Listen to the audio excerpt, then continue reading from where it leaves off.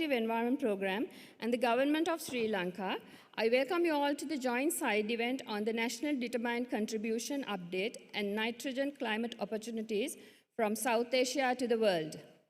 We will be conducting this side event in two parts, and in the first part, we will be showcasing the good practices, challenges, and lessons learned from the NDC update process in the South Asian member states.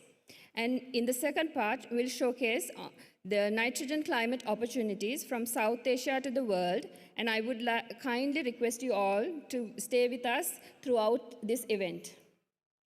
Without further ado, I am pleased to request Honorable Mahinda Amaraveera, Minister of Environment, Government of Sri Lanka, His Excellency Abul Kalam Azad, CVF Special Envoy, Director General of South Asia Cooperative Environment Program, Dr. Mazmur Rahman, and the presenters of all the SACEP member states to please come and take your seats at the dais.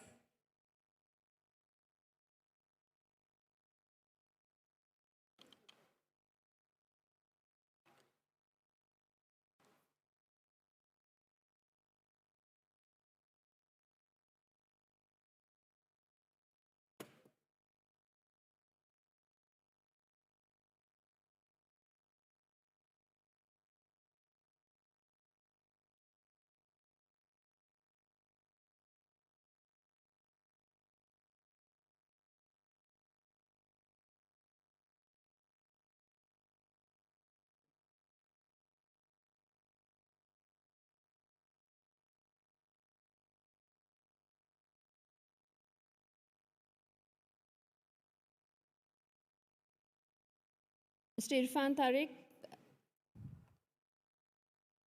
Tariq, can we have you in the dais, please? Yes.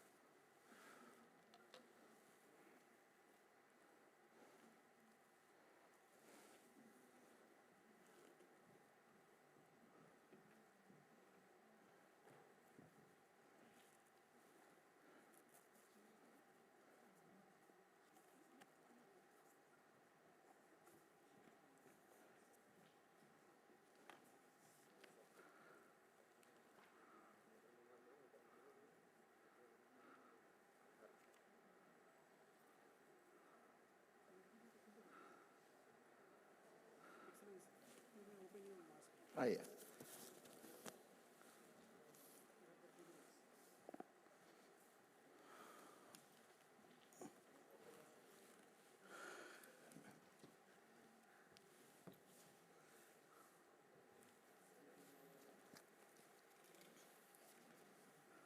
Thank you, Excellencies. Now let me hand over the microphone to Director General of South Asia Cooperative Environment Program, Dr. Mazmur Rahman, to deliver the opening remarks and take over the rest of the program. Dr. Rahman, the floor is yours.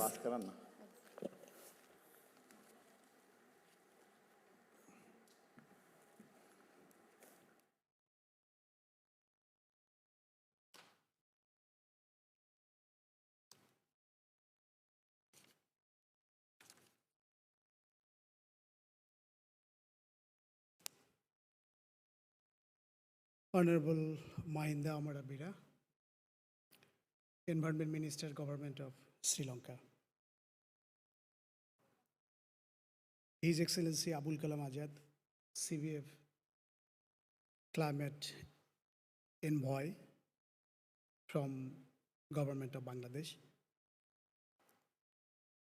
Excellency Secretary, Government of India, Ministry of Environment and Forest, Mr. Rameshwar Gupta. Here is present also Excellency Irfan Tariq,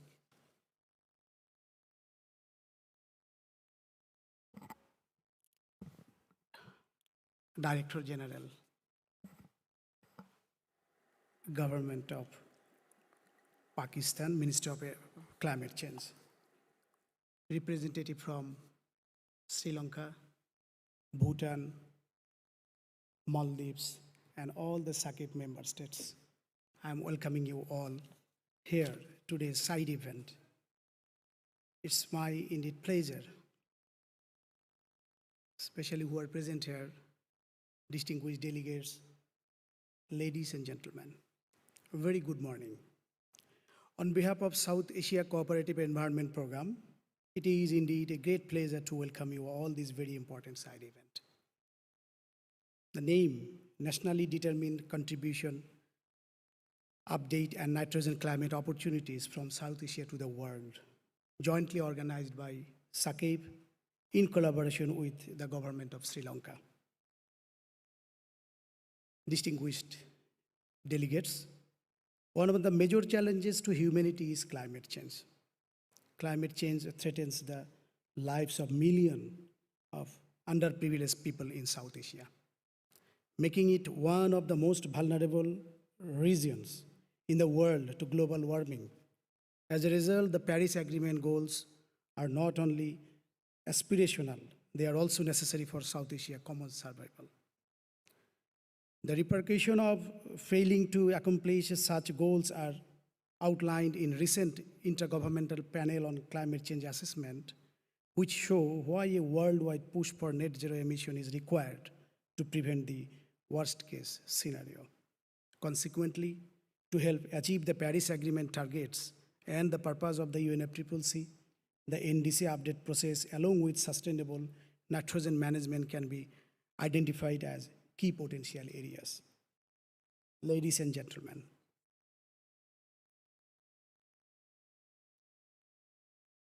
raising the global ambition of NDCs and ensuring through implementation of the increased mitigation and adaptation targets are necessary to limit warming 1.5 degrees Celsius. In order to move quickly towards reducing global greenhouse gas emission by 45% over the next decade and achieving goal net zero emission by 2050, countries are now looking to formulate and execute their NDC implementation strategy, national adaptation plan, and other relevant national policy. Excellencies, updating NDC present technical and financial challenges, especially for developing countries like ours, member states, SACIP member states.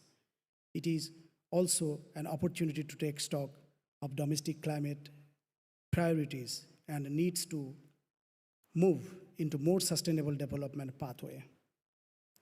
Dear colleagues, South Asia is one of the world's most populated regions when it comes to nitrogen pollution aspects. Direct and indirect emission from soil, combustion for electricity, and heat transportation and industries are the main sources of nitrogen pollution at the regional level. As a result, it's extremely critical to handle nitrogen along with carbon. We know carbon emission is most important. We can't ignore it. But side by side, we must have to think it that nitrogen is also, very much responsible for these aspects regarding desertification, sometimes, air pollution. So nitrogen is like a dilemma. We need to manage it. Ladies and gentlemen, as time constraint, before I conclude, I would like to thank all our member states and our development partners for accepting the invitation of SACIP to share their knowledge and experience in this event today.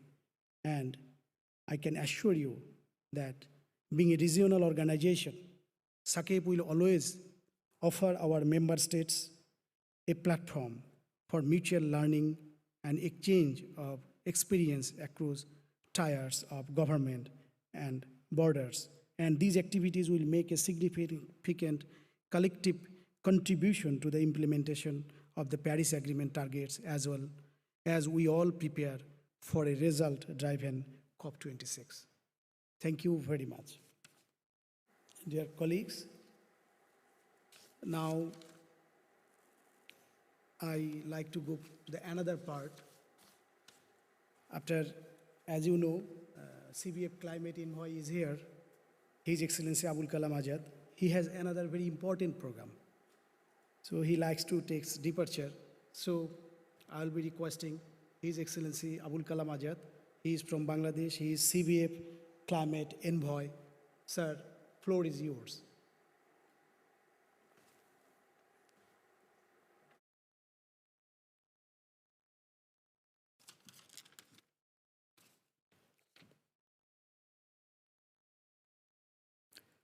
Thank you. Thank you, Dr. Masoom, for your kind introduction.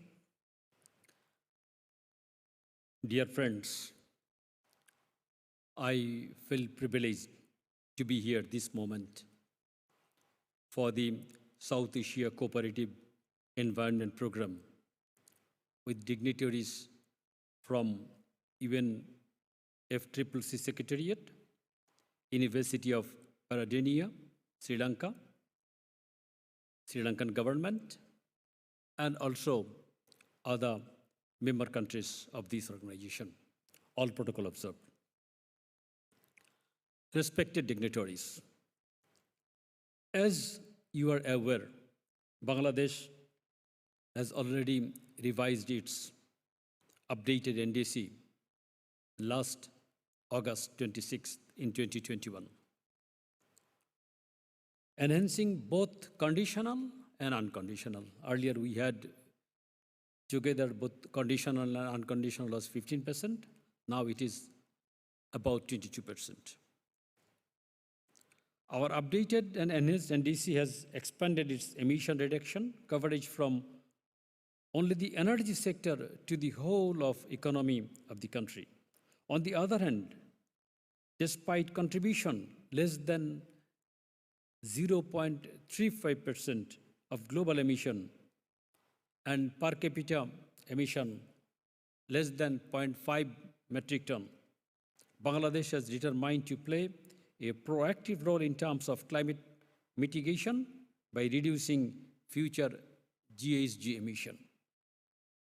I want to congratulate SACEP, which has been diligently working towards promoting and supporting projects and programs in protecting and enhancing the environmental resources.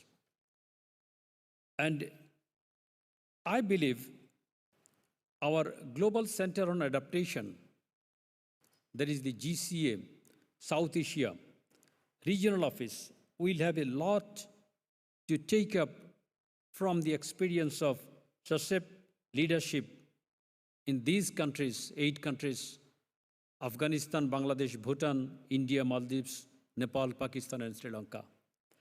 The jurisdiction of SACEP and GCA South Asia is the same. So we have much more opportunity to share our experiences. At the same time, Climate Vulnerable Forum, a forum of 55 countries, up till yesterday it was 48, yesterday 7 new countries joined here. So they also work, discuss, disseminate the good practices, sharing their experiences in terms of the vulnerability, and from vulnerability to resilience, and from resilience to prosperity. Bangladesh would continue to extend support to SACEP in its significant efforts in the areas of environment education, environment legislation, biodiversity, air pollution and protection, and also management of the coastal environment. The vision and initiatives of SACEP are particularly commendable and pivotal. As the special envoy of CBF Presidency of Bangladesh, we assure you our highest assurance of support in all environmental attributes in context of the South Asian countries, which is crucial to address in order to develop effective climate adaptation and mitigation policies and programs. I thank you all. Thank you very much. Thank you, Excellency. Most welcome. Now, I'd like to request from UNFCCC Secretariat, Ms. Tugba Ikmeli, you are requested Program Officer, the Transparency Division of UNFCCC. Floor is yours, please. Thank you. Thank you for welcoming me here, Excellencies, ladies and gentlemen. Actually, it's a great honor for me to have this opportunity to speak to you today. So I'm Tuğba İçmeli. I'm from the Secretariat of the UNFCCC, and I'm working on the NDCs, ETF, and other transparency arrangements within the Transparency Division. So today I would like to share with you the key findings from the NDC synthesis report we have prepared. But before coming that, let me quickly provide you with a bit of context around that report, because the year 2020 was rather a special year in UNFCCC process. It was considered as a start of the full NDC process, of course starting with submission of the updated and new NDCs. And as to provide an overview of the information reported in all these NDCs, the Secretariat was tasked to prepare an NDC synthesis report for COP26, but it is to be happened in 2020. But we all know that due to the COVID pandemic and the postponement of the COP26 to now, we took a decision to issue the NDC synthesis report in a few versions. So we had issued the first initial version by the end of February this year, taking into account all updated and new NDCs submitted by the end of 2020. Then we also issued a final version in September with more recent information. But of course, we are very glad and pleased to see that more and more parties are submitting new and updated NDCs. So we again prepared and issued an update of the key findings and published it by the end of October, just before Glasgow, so parties can have the latest information in front of them. In substance, this report covers the synthesized information on topics of the NDCs, including all elements, like the information elements, but also information on mitigation, adaptation, and means of implementation. And now, what do these reports tell us? Actually, I would like to start with some good news, because we really do see some positive and meaningful trends through this generation of new and updated NDCs in comparison with the initial ones, for example. For instance, the quality of the information presented in these NDCs, including the data underpinning these parties' commitments, has improved significantly compared to the previous set of NDCs. And we see that now parties are paying more attention to the planning and implementation process. So, and they are also including engagement with various social layers, including non-state actors. And these, more importantly, NDC commitments are now more linked with the longer-term goals or aspirations for achieving carbon neutrality in the future, and also with sustainable development goals, and they are all embedded in the national legislative or regulatory or planning processes. Each of these bullets are quite big, and all of them mean that parties take NDC preparation and implementation very seriously, of course demonstrating their commitment to the Paris Agreement. On the other hand, there are some concerning news. We know, notably from the IPCC report, that we need to decline the emissions sharply. But the latest available NDCs of the parties imply a sizable increase in the global emissions in 2030 compared to 2010. It is about around 14%. And this is in contrast with the reduction level by 2030, which is identified by the IPCC as compatible with keeping the global temperature increase below 1.5 degrees centigrade or 2. So the estimates also indicate there is a possibility for global emissions to peak before 2030, and implementation of long-term goals announced by many parties can decrease the total emissions in 2050 by around 70 or 80% compared to 2019. So this report shows us that there is visibly, the climate action needs to be strengthened.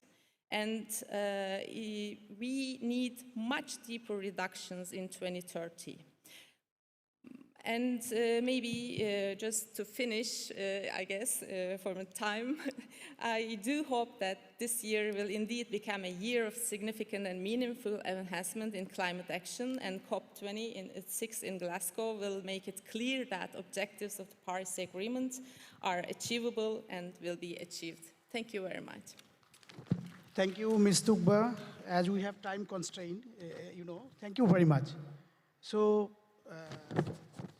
dear Excellencies, as we are very much aware that 2021 has been an unexpected year, the global COVID-19 pandemic brought disruption towards the world, not only South Asia region.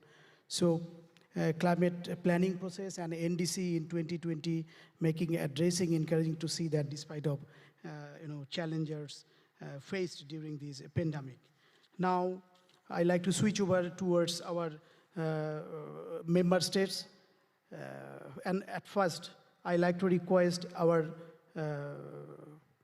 SACEP member states, Bhutan, to say something. And before that, I like to request Professor Emeritus Ainul Nishad, Excellency, would you please come here as in Bangladesh chair. Please, Bhutan, you please carry on.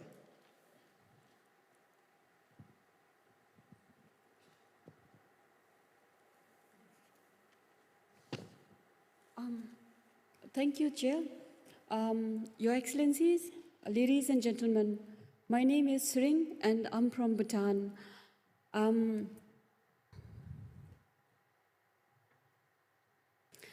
Bhutan submitted our first NDC in 2015, and we declared to remain carbon neutral at COP15. So this year, Bhutan has submitted our second NDC, and we have reiterated our commitment to remain carbon neutral.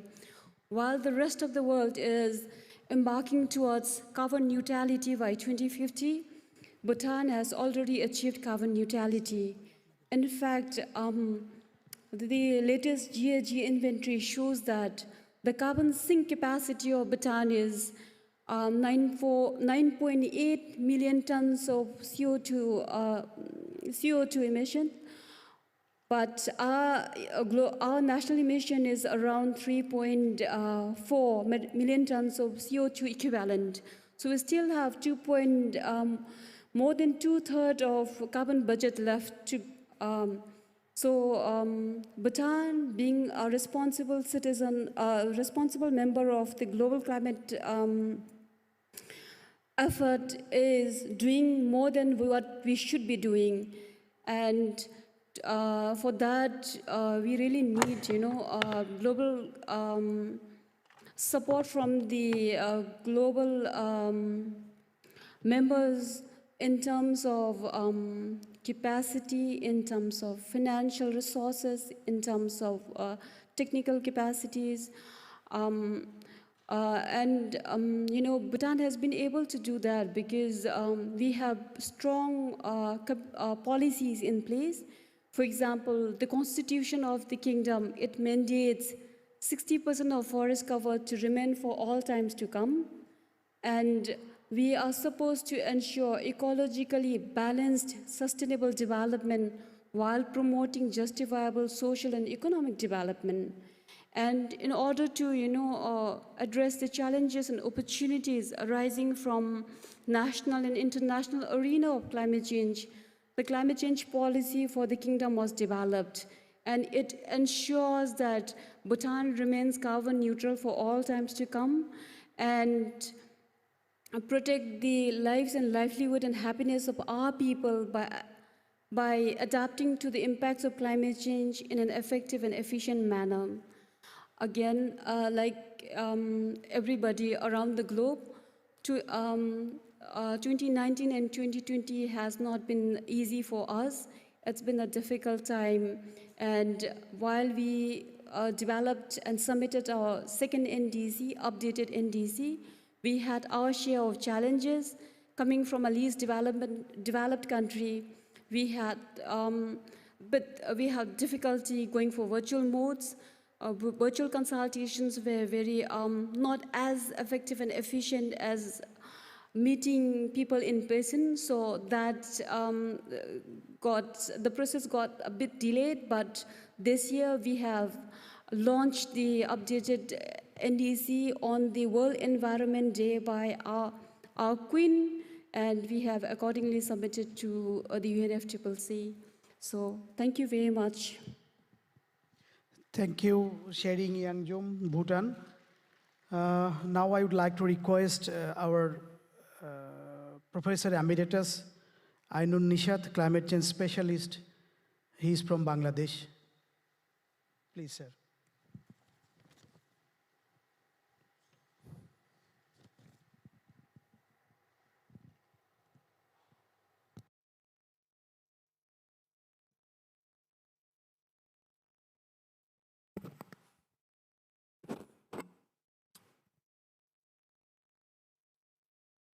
Still a few minutes to midday, so I can say good morning.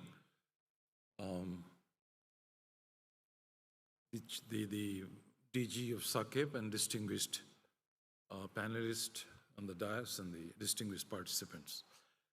I would share with you the experience of updating the NDC document for Bangladesh. I was deeply involved personally. I will make 3 quick points. First is the process in development of the NDC or updating it, that the process is very important.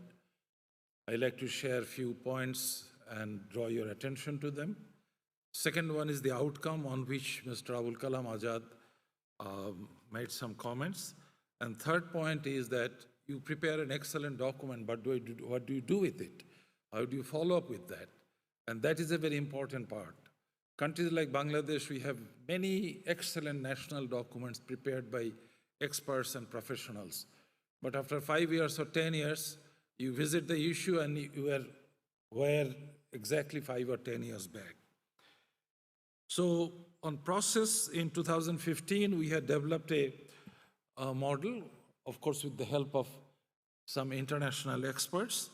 The model is a spreadsheet model, follows the IPCC process, and we considered 3 sectors: transport, road, railway, and navigation, power, and energy, and the third sector was industry. Now, in 2021, we added 2 more sectors, which is agriculture, land use, and forestry, and the second sector is waste management. The point I would like to make here, the approach was, it is entirely country-driven.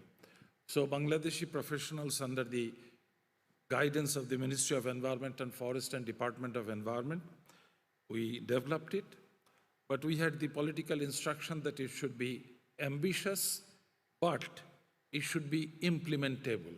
So there is no point in putting up very nice figures and take credit unless we can show that this is really implementable.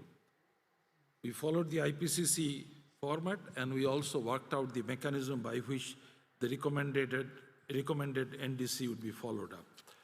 So data was collected from the concerned ministries and agencies, and ownership of the data is a very important issue. So Ministry of Environment contacted all the relevant 5 ministries or 5 sectoral agencies.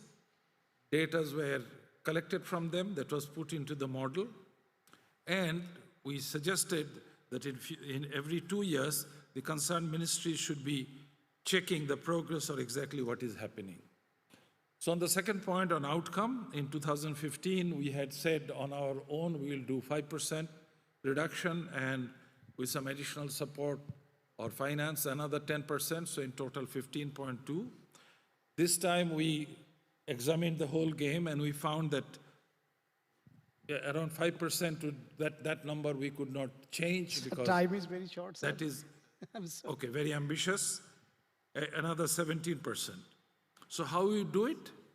Push for renewable, of course, but we found improvement in transport sector would give us a good opportunity, push for regional cooperation in hydropower, and as I said already, we like to follow up on implementation of the NDC requirements at regular interval.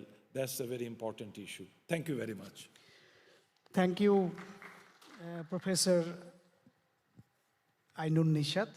Thanks for your very good remarks and thoughtful remarks. As we know that our respected Mr. Rameshwar Prasad Gupta, Secretary, Ministry of Environment, Government of Sri Lanka, he is present here.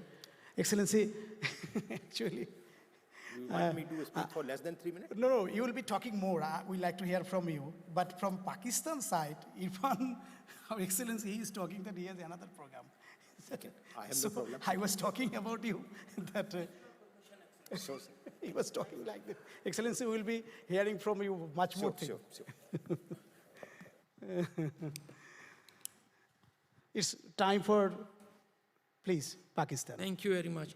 Thank you very much, Excellency, for allowing me this time because I have to attend a secretariat. I'm extremely obliged. Bismillah ar-Rahman ar-Rahim. Respected ministers, honorable panelists, and distinguished delegates, members of the South Asian family, Dr. Masoom Rahman, I'm obliged you have invited me for this very important discussion within friends and community of South Asian colleagues here. So I just wanted to, because of the time Dr. Saab has allocated, I just wanted to elaborate on the NDCs of Pakistan. We submitted our NDCs on, last month, and these NDCs, the basic objective was to show our ambition. And I'm very proud to say that Pakistan has indicated a 50% reduction in its emissions, which is a very, very huge number. Out of this 50%, there is an unconditional commitment of 35%, and 15% is unconditional. So, and the primary sectors are energy, agriculture, land use, etc. It contains both adaptation and mitigation commitments. And there's a price tag also calculated for these interventions. These NDCs provide us an action to move forward and shows Pakistan's ambitions, especially on nature-based solutions, because I think the colleagues here must have heard of Pakistan's interventions of 10 billion tree tsunami and protected areas and Recharge Pakistan, which are all nature-based solutions to address climate change.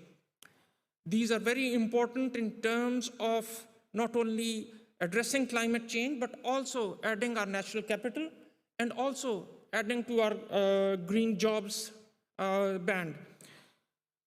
Ladies and gentlemen, the most important document for these NDCs, which was a very inclusive process, took us about 1 year to finalize our document, was primarily based on the National Climate Change Policy. And I'm extremely proud to inform that the National Climate Change Policy of the Government of Pakistan has been updated, and it contains a very prominent recommendation for addressing nitrogen, especially in the agriculture and livestock sector. It has 5 recommendations, and as you all know, Pakistan is primarily an agricultural country. We have a very large livestock stock, and all these emissions from rice paddy fields, livestock, and other sources of oil and gas can be mitigated. The last point I just wanted to make is the role of SAQIP. I think SAQIP can play a very important role, not only in facilitating experience sharing, but also bridging between whatever is happening in United Nations Environment Assembly and the UNFCCC process. The nitrogen emissions, the mitigation of nitrogen emissions is win-win for United Nations Environment Assembly and also for UNFCCC. And I also like to compliment the achievements and the initiatives of the Sri Lankan government in addressing climate change, nitrogen especially, and taking this agenda forward. Dr. Saab, I'm extremely thankful, and I apologize for leaving early. My colleague, Arif Gohir, who is the lead facilitator for these NDCs, would take my place. Thank you very much.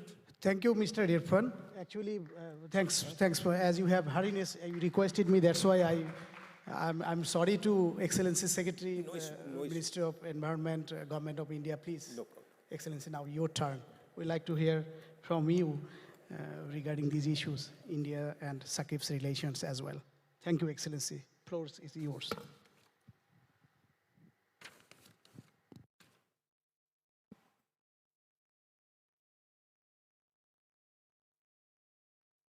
Dear Dr. Mohammad Asumur Rahman, Director General of SAKIP, all dignitaries and dear friends. First of all, I would like to thank you for inviting me to this event of NDC update and nitrogen climate opportunities from South Asia to the world, jointly organized by SAKIP and Government of Sri Lanka.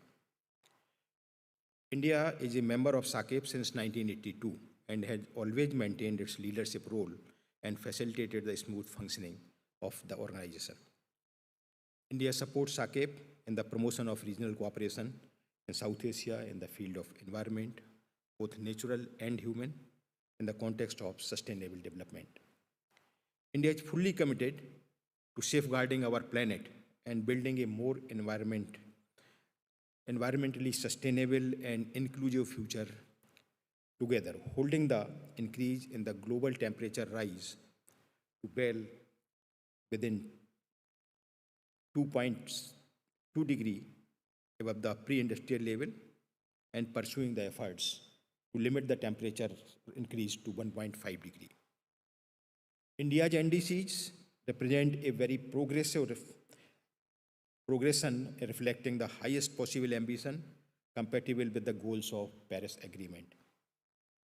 Our actions on achievement of the NDCs have been actually rated very high. We had declared two main NDCs. The first one was to have reduce the emission intensity of our GDP by about 35% from 2000 level by 2030.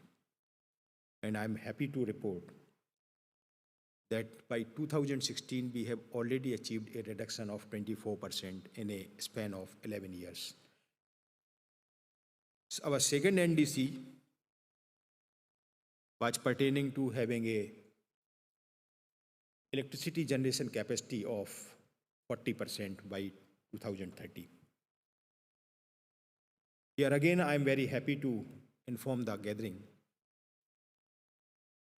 that this NDC is already achieved. We are 39.5% at present. Looking to these and our leadership role in climate change, though India as well as the South Asian region, they have not been at all responsible or not the contributor to the problem of climate change. We nevertheless, the whole region is part of the solution of this problem.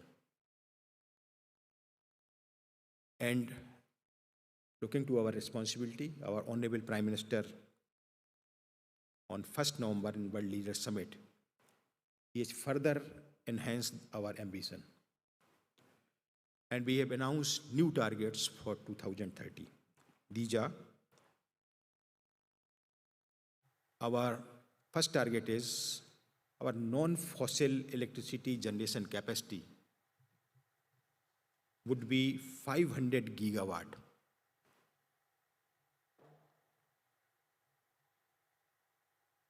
We will also ensure that at least 50% of our electricity generation capacity is met from renewables.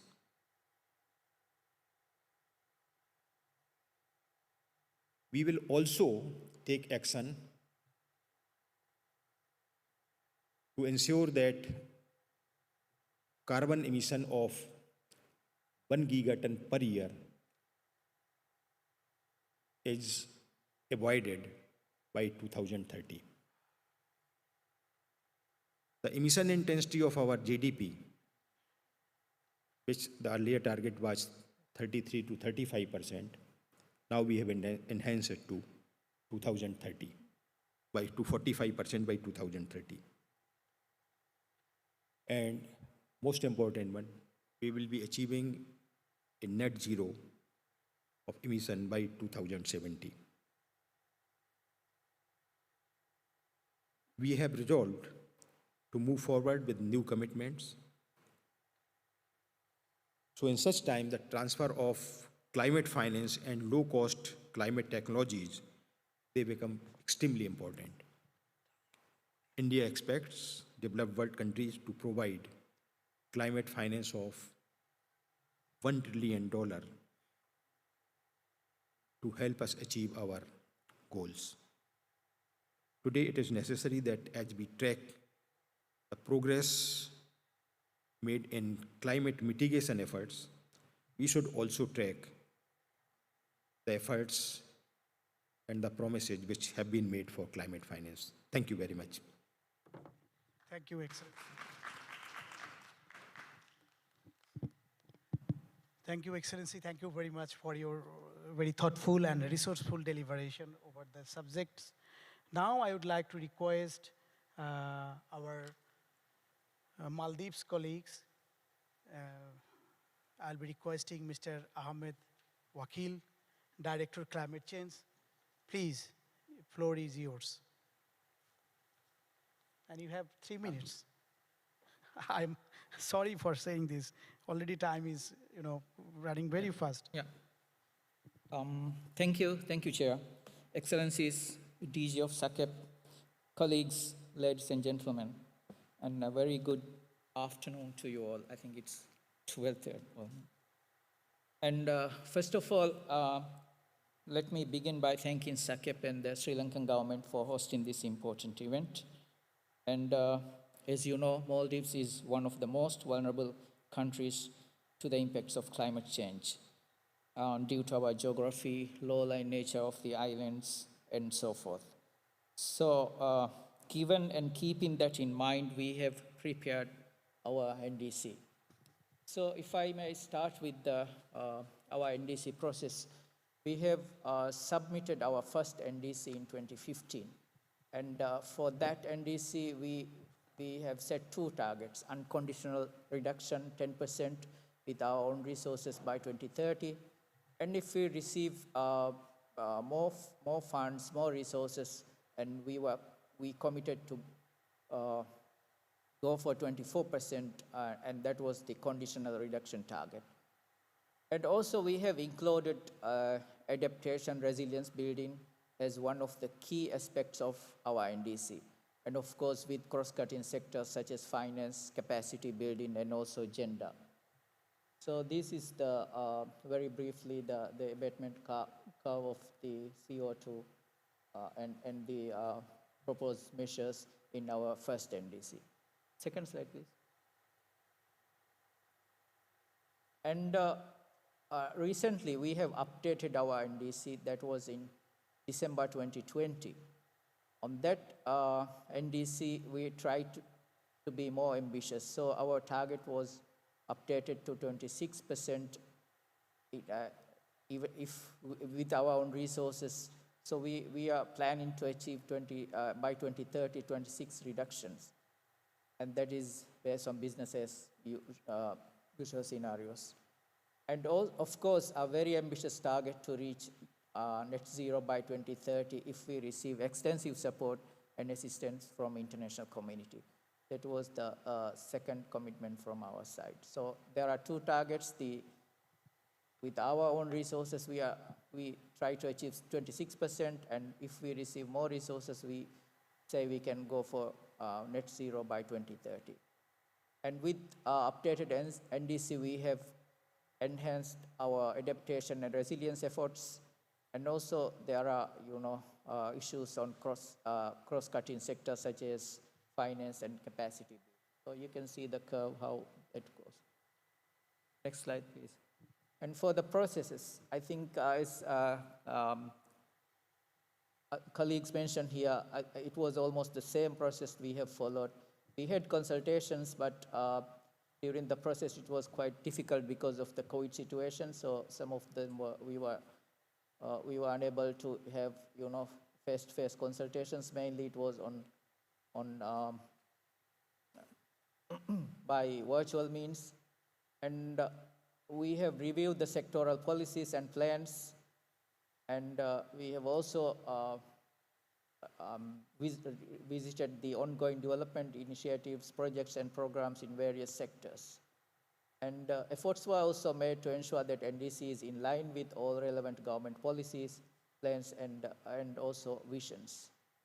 And while we were submitting the NDC, we have followed the ICTU guidance. I think the technical experts know already the ICT guidance. So that was how we have updated our NDC. Next. And there are ongoing efforts. If very briefly, if I may mention, there are efforts to develop implementation investment plans as per the NDC strategies. So we are seeking support from national and also international experts to develop this, and expertise to develop these plans. And there are also ongoing works to support to develop integration of sectoral plans. The NDC, there are provisions in the NDC which are also linked to sectors such as the agriculture, water, and also the energy sector. So we are working with those sector agencies to integrate those strategies and how it can be done within their sectoral plans. This is also an effort that is also some of the works that are already ongoing. And there are continuous projects, programs going on renewable energy and energy efficiency. And efforts are also underway to build resilience and adaptation actions, as I have mentioned earlier. So these are already going on while I'm speaking here as well. Some of the actions are already going on. Next. So there are some of, I have also captured some of the lessons very briefly we have learned throughout this process. The first thing is the financial support to meet the target. So it's quite difficult to get the financial support to meet the actions that then strategies, also the provisions that we have mentioned in our NDC. So the cumbersome processes and also the time it takes to mobilize this finance is quite challenging for us to achieve our targets. And the capacity constraints, I think that is an issue that most of the countries are facing. And sometimes integration of sectoral policies and plans are also challenging because sometimes some agencies, they normally think that climate is part of the Ministry of Environment. So advocating is something that, and also enabling environment and institutional arrangements are also something that we often see, as a challenge.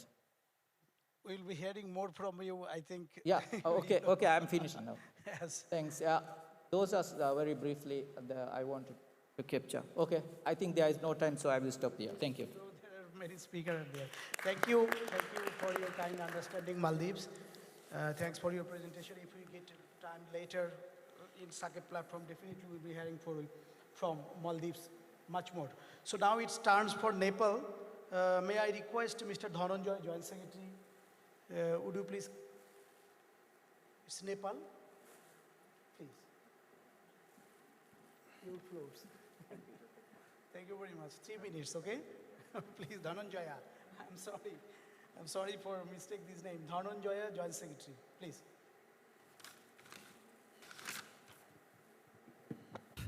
Thank you, Chair.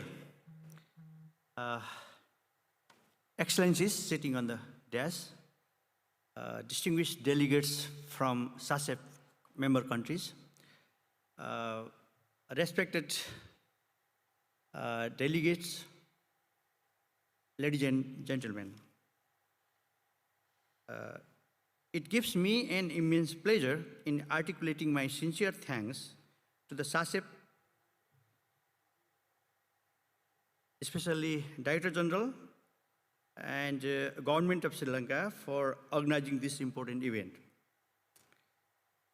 Key threats of nitrogen pollution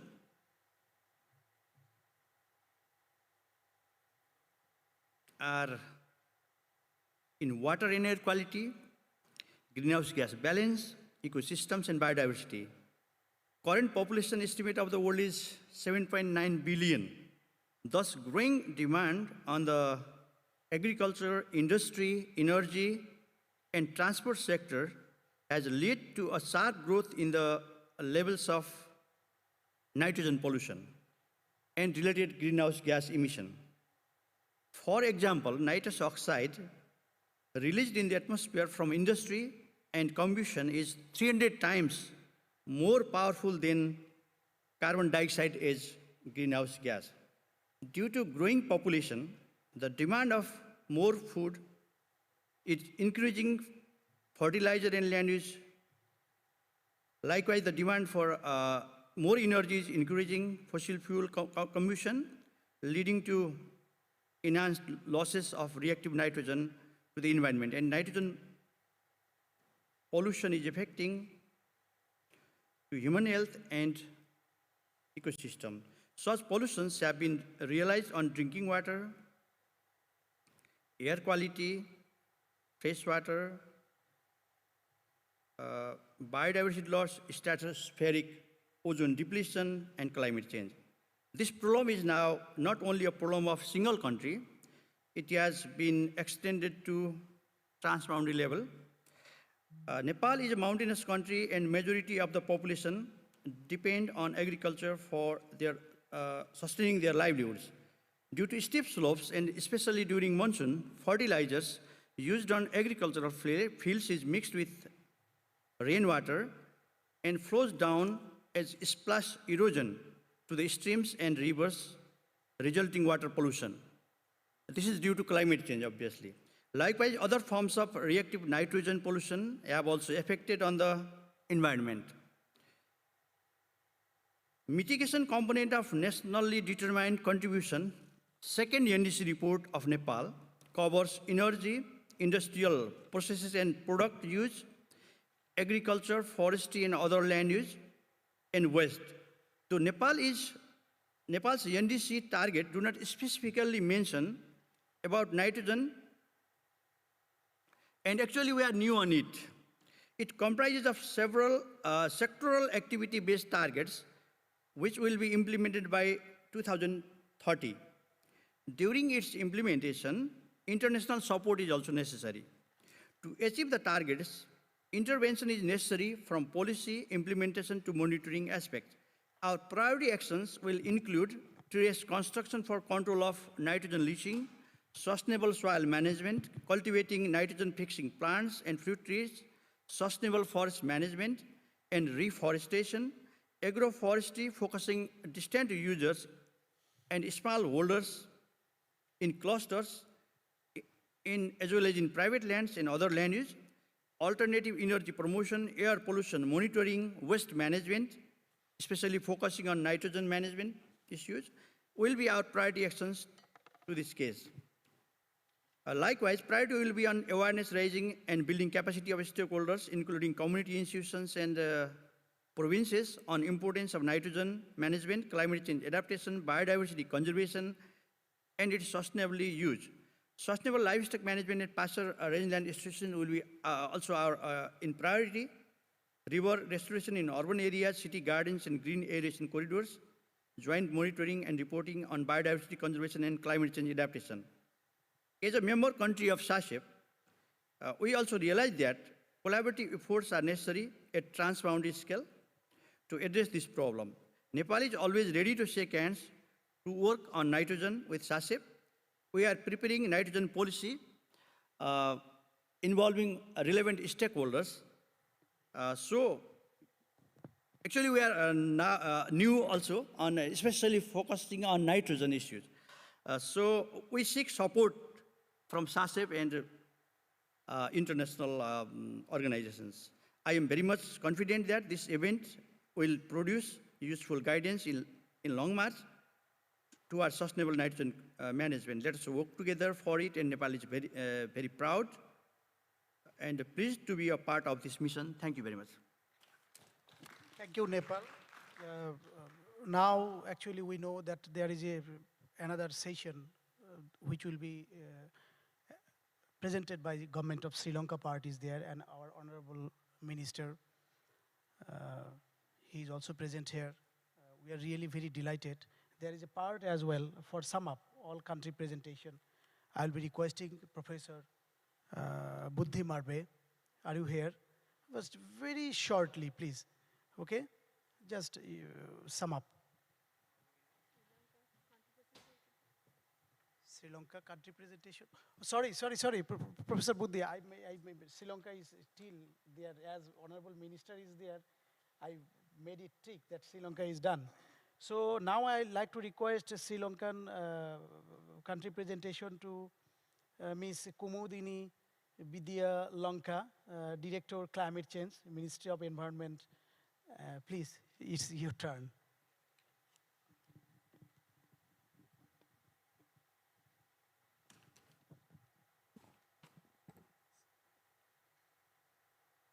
Good afternoon to everyone. First of all, I would like to thank SACEP to giving this opportunity to share our experience in process of NDC revision and update. So Sri Lanka commenced the process of updating nationally determined contributions at the beginning of 2020. Our aim was to develop more ambitious, doable set of NDCs. So first we sent request letters to all secretaries of the respective sector ministries to form working groups, and then inception was held on February 2020. Immediately after the inception, we had to undergo our first lockdown period due to COVID-19 pandemic, and had to find a way to proceed NDC update process. That was the first challenge we met during this process, and then then we have to shift to our plan B, that move into the virtual meetings and doing this, engage with the process of updating nationally determined contributions. So from March to June, we completed the desk work to evaluate previous NDCs, which we submitted in 2016. So we used innovative tool, we used smart criteria to review previous NDCs. We check whether previous NDCs are specific, measurable, attainable, relevant, and time-bound with that tool. And then in this process, policies, plans, and strategies of relevant sectors also were taken into consideration. Then from July to August, we conduct series of stakeholder discussions. With the COVID-19 lockdown, we had to go for a series of virtual meetings. Our next step was conducting wider stakeholder consultations for each sector. Working group members, individual experts, representatives from academia, civil society organizations participate for wider stakeholder consultations. Outcome of wider stakeholder consultations, again discussed with the sector working groups to develop them further. So we spent almost 6 months for this process. Finally, after having more than 100 stakeholder meetings, both virtual and physical, with the participation of 950 plus people representing more than 110 organizations, process was completed. For the completion of the process, we have spent more than 4,000 consultation hours. So you can imagine the complexity of the process. Convincing the requirement of developing NDCs, transferring climate knowledge to sector people, lack of baseline data for sectors are the major challenges we had to overcome during the process, except the major barrier of COVID-19 situation. So, inception and long consultation process help us to overcome plus two barriers, and we use third national communication report data for predicting the baselines. That is the way we overcome our challenges. And then final stage was the obtaining concurrences from the relevant sectors for the updated NDCs, and then obtaining the approval of the cabinet ministers. Finally, we were able to submit our updated NDCs to UNFCCC on 30th July 2021. It was taken 1.5 years to for the whole process, as we had to shift, as I earlier mentioned, from plan A to B with the COVID situation. And so we were able to develop more ambitious set of NDCs in Sri Lanka, and Sri Lanka pledge reaching the carbon neutrality in 2050. Thank you so much. Thank you, Kumudini, for your nice presentation. Really, it was excellent. And it's now for Professor Buddhi. You please come up and you can pass your comment over all the presentation from the member states of SACEPS. But time is only 3 minutes. Thank you very much. It's really happy to be here to do the summing up on behalf of the government delegation of Sri Lanka. We have Honorable Minister of Environment is also on stage. Well, colleagues and dignitaries, summarizing 7 3-minute presentations into less than 2 minutes is a Herculean task, but I have to take up the challenge. We all saw that presentations being done highlighting the process that has been involved in each country party, where they presented the process as well as the overall activities that have taken place in development of the NDCs. One key important thing, everybody understands and everybody realizes that it's a country-driven process. It's ambitious targets, of course, and keeping more focus on implementation. So that's a key point that when I look at the overall scenario. And more importantly, ladies and gentlemen, we should not forget what the UNFCCC Secretariat said a little while ago. In their synthesis report, there were some good indications, but one thing for sure, more work needs to be done in the future if we are to achieve our targets. So that's why probably all the proactive commitments that have been made by different countries will require financing as a key component in order to make sure all these targets are met. Well, one good thing about all the efforts that country parties have made, it's ownership. Extensive stakeholder engagement has taken place, and that's a good sign of all these things, so that we can make sure we can be happy the ownership is there in the updated versions that the country parties have developed and produced. And energy, transport, industries, and agriculture are the key segments that almost all the countries have responded in developing their NDCs. That's the key. Once again, I must congratulate for the proactive commitment that the country parties have made, but keep in mind that our long-term goal, where every country party presented very clearly, it's being carbon neutral. Of course, there are targets that have been set, and we make all such efforts collectively to make sure we reach this cherished goal of all nations of this world. But of course, let's make sure our environment is enabling, because so that we can all work together achieving this common goal. And a good hitch, SACEP Director General, from out of the outcome of all these things that people have, the country parties have made. Everybody, and almost everyone, I must tell you, was focusing on sustainable nitrogen management, which will be a good ending point to start the next session as well. So all in all, let me thank and congratulate everyone for their commitments and the presentations made regarding their experience in NDCs. Thank you very much for the opportunity granted. Thank you, Professor Buddhi. Really, you have rightly summarized all the country presentation. Thank you very much. And I'm really sorry that time we couldn't maintain. But Excellency, Honorable Minister, you are here. We are from SAQIP side. We must say that we are really delighted.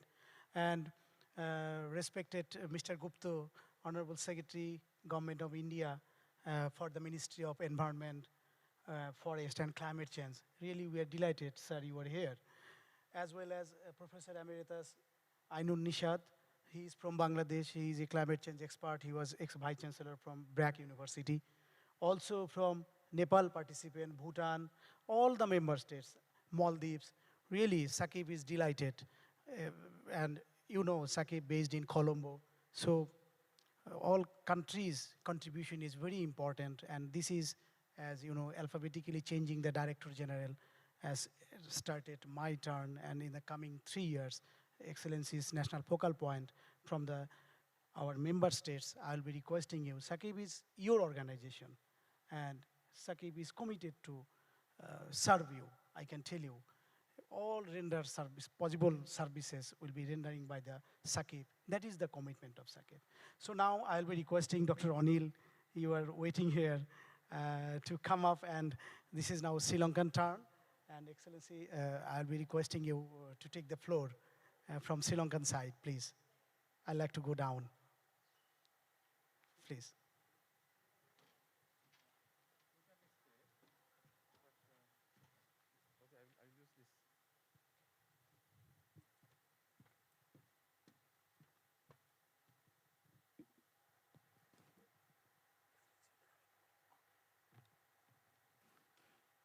Good afternoon to everyone. I kindly request all of you to be seated. This is the second part of this side event.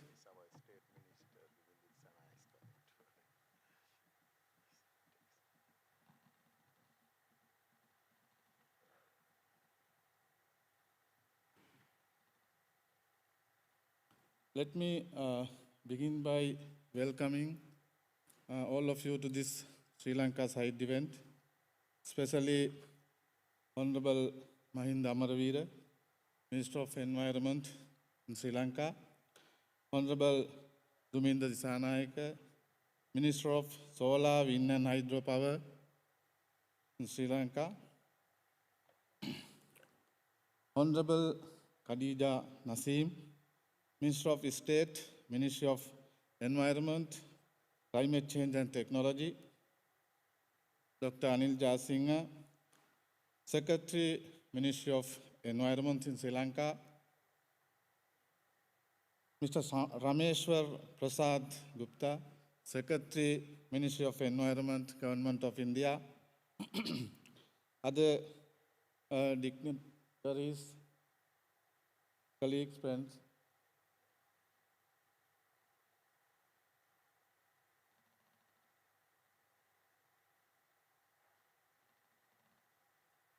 I kindly invite Dr. Anil Jasinga, Secretary, Ministry of Environment, to be seated in the podium.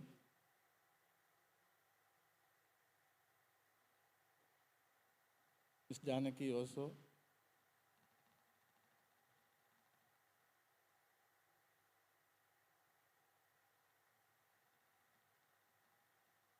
And also I kindly invite Professor Sutton for the podium.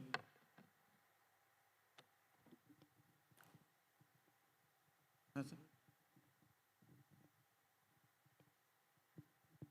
I?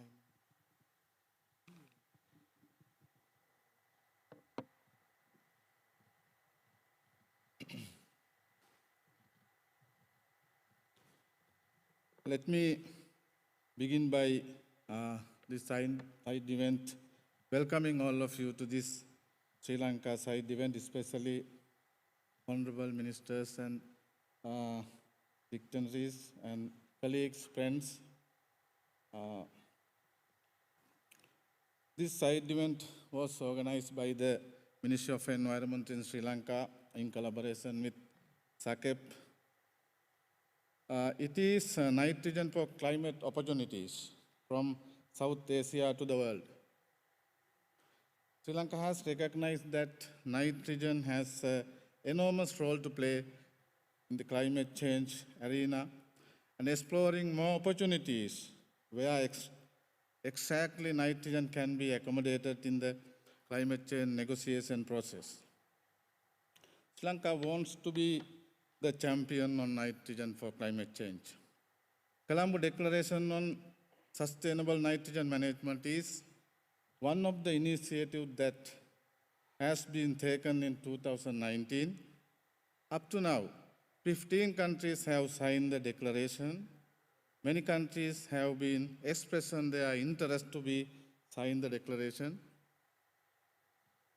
2 days before, 31st of October, another Sri Lankan nitrogen event was held in Glasgow, outside of this COP26 venue, with the distinguished patronage and participation of His Excellency the President of Sri Lanka, Gotabaya Rajapaksa, in collaboration with International Nitrogen Management System. That event was rediscovering nitrogen, solutions, synergies for climate change, health, biodiversity, and circular economy. The objective of this side event is further showcasing and exploring climate change opportunities for nitrogen management. Without taking much time, let me invite Honorable Mahinda Amaraveera, Minister of Environment in Sri Lanka, to make opening remarks. Honorable Mahinda Amaraveera is a Member of Parliament since 1994, and Honorable Minister has been Minister of Water Supply and Urban Development, Minister of Railways, Minister of Health, Minister of Disaster Management, Minister of Fisheries, Minister of Marine Development, Minister of Agriculture, Minister of Power, Energy and Transportation, and presently Ministry of Environment. He is an all-rounder, multidisciplinary experienced minister. So I cordially invite Honorable Mahinda Amaraveera, Minister of Environment in Sri Lanka, for making opening remarks for this side event.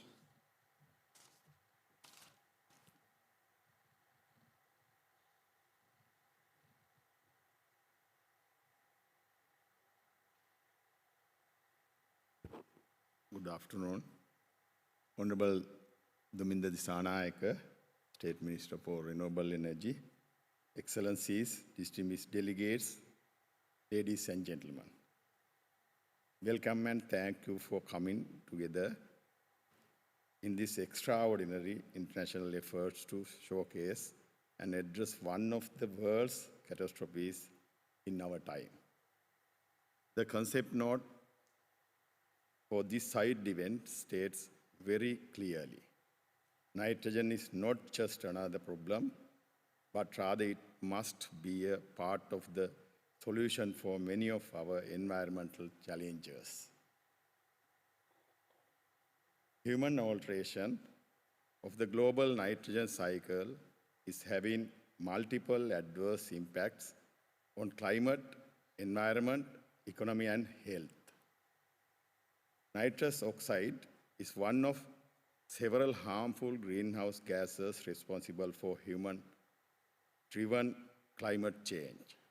Sustainable nitrogen management offers many low-hanging fruits for climate mitigation and adaptation while providing quantifiable core benefits for air quality, fresh water, water quality, coastal zones, and ozone depletion. As you all know, Sri Lanka pioneered the Sustainable Nitrogen Campaign in 2019 with the Colombo Declaration calling the international community for actions, explore traditional wisdom, mobilize resources, and strengthen partnerships. This is no vaccine against multifaceted negative impacts on natural nitrogen cycle. An enormous challenge for us globally is to make a close cooperation to build for finding best solutions. This side event will focus on these essential facets of the sustainable nitrogen management to achieve the world's climate ambitions and action on nature. And this will share our experiences for a way forward involving concrete actions. Actions that will allow us, together with partners like SAKEP and United Nations Environment Programme, to make the nitrogen cycle functioning efficiently throughout the globe again. Thank you for joining us with us today. Thank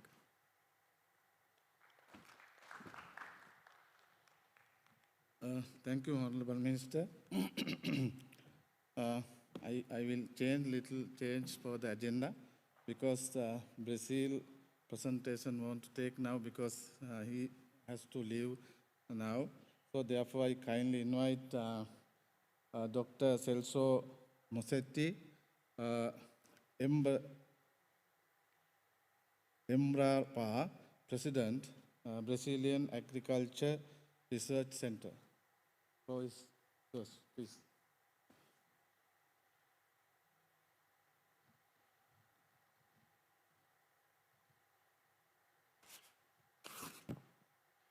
Good afternoon, ladies and gentlemen. It's a great pleasure to be here this afternoon and to share some of the results that we had in Brazil during the last 5 decades. I am Celso Moretti. I am the president of the Brazilian Agriculture Research Corporation. It's a public institution linked to the Ministry of Agriculture, Livestock and Food Supply, Brazilian government. We are 48 years old. And so we have worked during the last 5 decades to transform Brazilian agriculture. So just I would like to greet the authorities here on the floor and everybody here in this afternoon. I would just like to show you some numbers. Brazil is a country, it's a big country in South America. We have 850 million hectares of land, 214 million people in our country, and agribusiness is relevant, very much relevant for us. 26% of our GDP comes from agriculture, livestock, and the forestry system. During the last 5 decades, we made a huge transformation in Brazilian agriculture. Brazil was a net food importer back in the 70s, and now we export for more than 200 countries. And we feed around 800 million people around the world. And technology, science and technology and innovation was in the basis of this huge transformation. And one of the technologies that we developed in Brazil was the nitrogen biological fixation. So as the seminar here, and I would like to congratulate the government of Sri Lanka, and other representatives from different governments here for debating nitrogen and the need to sequestrate nitrogen from the atmosphere, because as we saw here in this afternoon, the capacity of nitrogen to cause climate change is 300 times more than CO2. So we developed a technology to sequestrate nitrogen from the atmosphere using bacteria. Probably most of you already are aware of this technology, using the Rhizobium. So we grow 36 million hectares of soybean in Brazil every year, and all the hectares that we grow on soybean use this bacteria to sequestrate nitrogen from the atmosphere. Last year, we made a calculation, and using this technology that we developed there in Brazil in the 90s, we saved 100 120 million tons of CO2 equivalent that were not emitted in the atmosphere, because our growers, they do not need to use nitrogen fertilizer, as you know, comes from fossil fuel. So this is just an example that I would like to share with you about how technology, research, development, and innovation can transform the reality. And I have no doubt that agriculture is part of the solution on climate change and not part of the problem. So thank you very much for the opportunity. I'll leave my contacts here with the organizing team, and I'll be more than glad to answer questions later on. Thank you very much.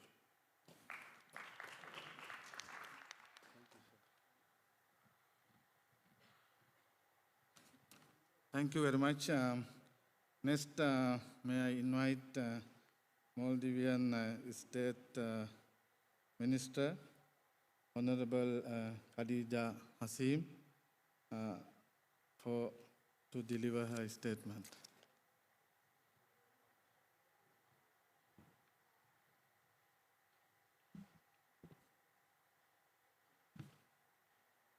Excellencies, ladies and gentlemen, let me begin by extending my gratitude to the government of Sri Lanka and SAKIP for convening this important event and allowing me to be part of it. Let me also take this opportunity to commend the government of Sri Lanka for taking the lead on this very important initiative on nitrogen management. Maldives is committed to support this important initiative and is looking forward to a successful outcome, as nitrogen management is crucial in our mitigation efforts as well. While impacts of climate change are heightened for vulnerable island nations such as ours, the fact of the matter is that no nation is immune from the climate crisis.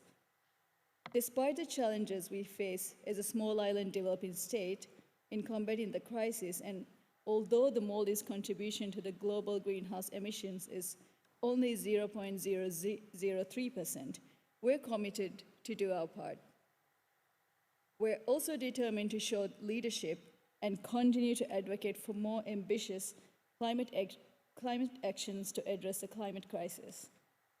However, emission reductions is not going to be achieved by the reduction of the carbon emissions alone. Reductions and adequate management of other greenhouse gases, such as nitrogen, is crucial, as highlighted in the beginning as well. The direct global warming potential of nitrous oxide is more than 200 times greater than carbon dioxide if we consider a time horizon of 100 years. So we have to acknowledge that nitrogen in various forms is heavily used in our daily needs, especially in agricultural and industrial processes. Hence, Maldives also plays a significant importance on the sustainable management of nitrogen, as unmanaged nitrogen will have negative impacts on our marine environment as well as our already limited resources. Excellencies, to achieve the objective of better management of nitrogen, our existing knowledge base on nitrogen cycles and its safe management need to be broadened. Alternative technologies and research is an area which needs more collaborative efforts. This is extremely crucial in sustainable management of nitrogen, and this is also important in our endeavor to reach net zero. So better management and emissions reductions is vital in this regard. And this needs to be reflected in our emission reduction plans as well. So before I conclude, I would like to reiterate our full support and commitment on advancing this important initiative. And let me also thank the government of Sri Lanka and SAKIP once again for this opportunity. Thank you.